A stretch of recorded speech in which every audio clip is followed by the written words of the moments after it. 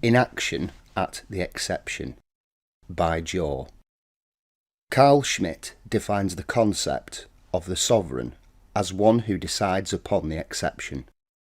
The exception in itself is not merely defined as a state of emergency or simple boundaries set up by legal parameters.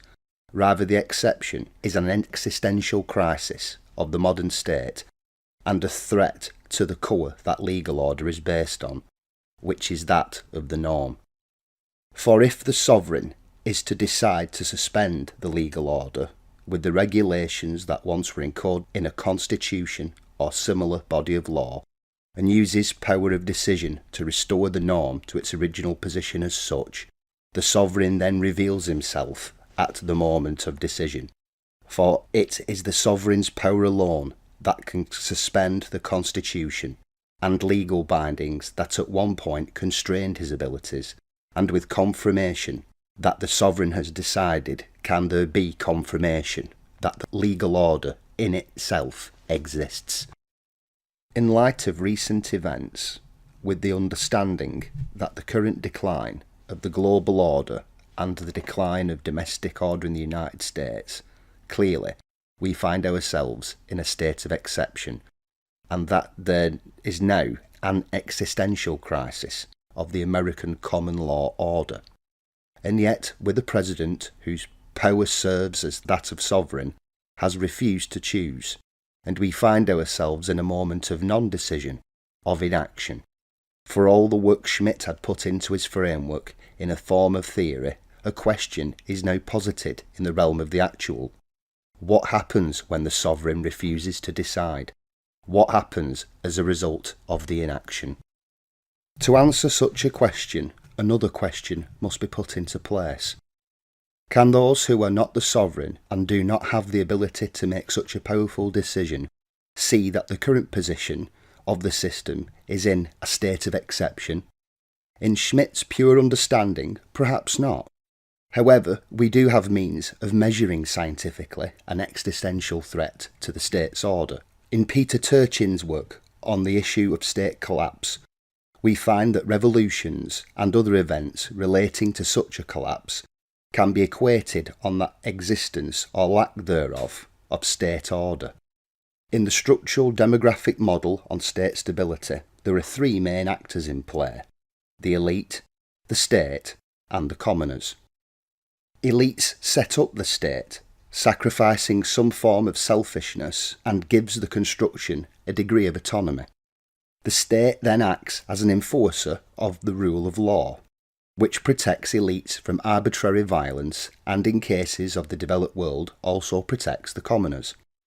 The state as an actor is perpetually funded by the state's ability to extract funds from the commoner via taxation.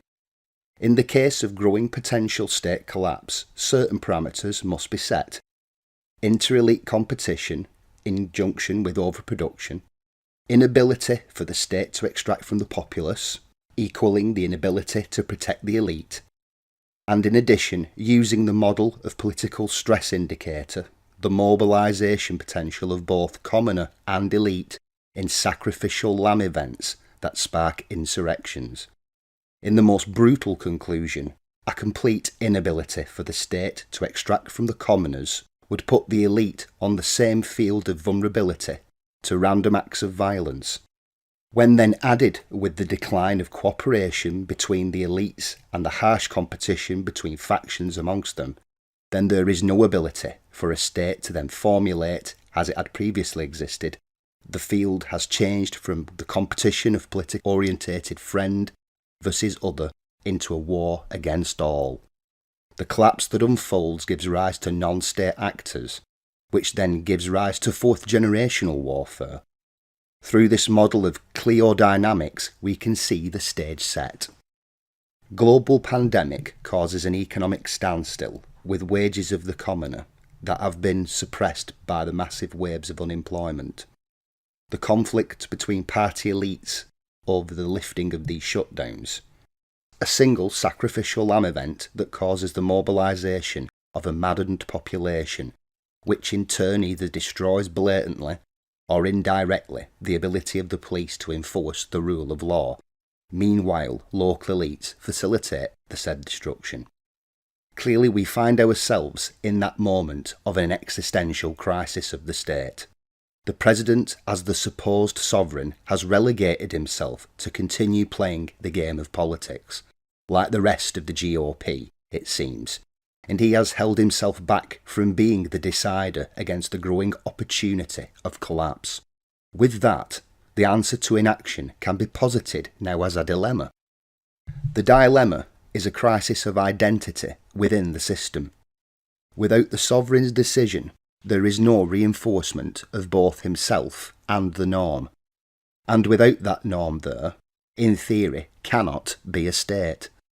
The president has refused to choose, relying on rhetoric, half measures that follow within the bounds of constitutional restraints, and party politics.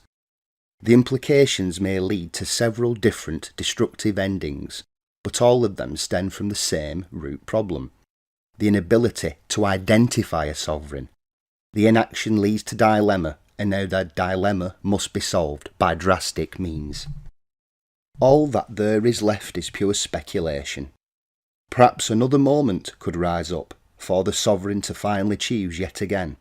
But will the power of a sovereign, who's reigned in his own power previously, be enough to quell the ever-growing instability? Maybe the power of the sovereign is now gone from a centralised figure. It seems the power that the sovereign once wielded can now be chosen on a regional scale, that power decentralising down to the state and to elites, eventually leading down to the local.